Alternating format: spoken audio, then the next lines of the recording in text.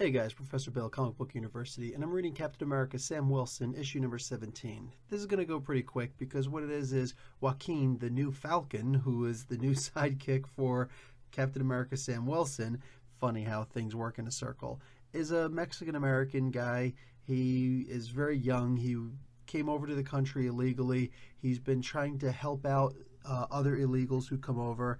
And it's one of those things where millennials don't care. They don't mind. They enjoy the idea of, help other people.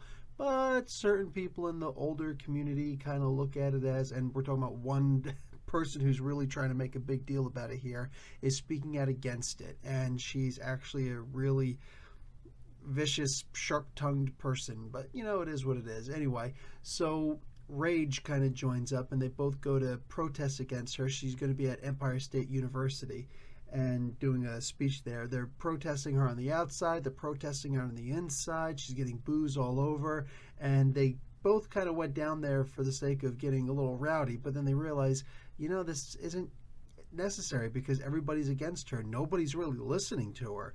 So she's just a very squeaky wheel, and she's getting grease, but nobody is actually paying any real attention to her. So the idea is that they go down there, they do a little talking, and then three really weird protesters show up who are slinging grenades all over the place, talking about safe spaces and stuff like that.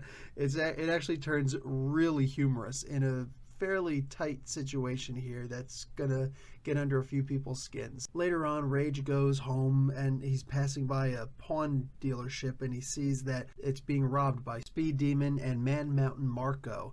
And he's doing good, but he's not doing great. Remember, he was only 15 when he started. He's only about 20 now, so he looks a lot older than he really is. But he goes in there, he pretty much gets beaten up, and then the AmeriCorps show up. And the AmeriCorps is basically a racist group that is basically representative of really bad cops. And they're a for-hire kind of situation. They're volunteers. They interject themselves in places that they absolutely shouldn't. They don't have any real authority. I'm going to give this comic book a B-.